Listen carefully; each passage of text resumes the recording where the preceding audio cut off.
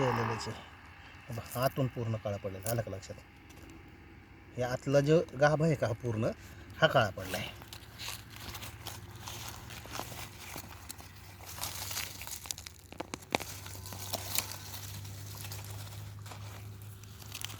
आणि ही तुम्हाला 1-2% तुम्हाला झाडं ही दिसणार. हे बघा आतपर्यंत हा जो असं साडलेला आहे हे काही क्लिअर होणार नाही आहे.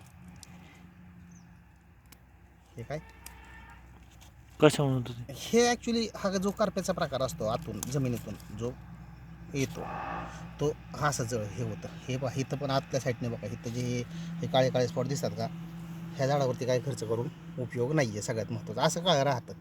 आणि हे बघा ह्याच्या रूट वगैरे सगळ्या ग्रोथ व्यवस्थित आहेत. ह्या रूट बघितल्या इकडे जात आहेत बरं, ह्या खालच्या रूट आहेत तिकडल्या ह्या वाढत आहेत चांगल्या.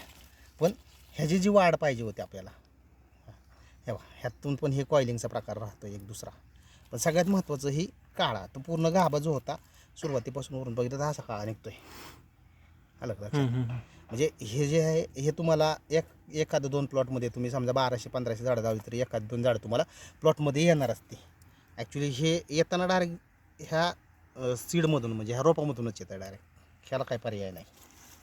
म्हणजे ह्याच्यावर खर्च करून उपयोग पण नव्हता ह्या झाडावरती, कारण हे पूर्ण पण पाहिलं तर पूर्ण पाणी डायरेक्ट खराबच झालेलं होतं. बघा आतून जो हा जो गाभा होता हा पूर्णपणे आतूनच काळा पडलेला आहे. हा बघा आतमधलं मेन गाभाचं पान हे काय बदल नाही होणार यात. ह्या झाडाचा काही विषयच नव्हता. त्यामुळे तुम्हाला म्हणलं प्रत्यक्षात दाखवतो, कारण हे बघा आतपर्यंत हे पूर्णपणे डायरेक्ट म्हणजे खालच्या ह्या बुंद्यापर्यंत डायरेक्ट असं काळाचे हा जो इथला सर्कल आहे हे 2 काढलं ना तुम्ही थोडंसं बघा, हे आतून सगळे काळे काळे स्पॉट आहेत तिथं पाहिलं ना असं बघा. हे पूर्ण गाभ्यापासून म्हणजे खालूनच वरती, वरून नाही गेलेला हा आलेला जमिनीकडून वरती आलेला आहे. वरून खाली झालेलं नाही झाड खराब, ते आतूनच वाढत तसं गेलेलं आहे. त्याला न्यूट्रिशन अपटेकिंग होत नाही, बाकीच्या गोष्टी आहेत. आणि हा करप्याचा प्रकार राहतो सगळ्यात महत्त्वाचं जास्त असे. हे चांगलं आहे का?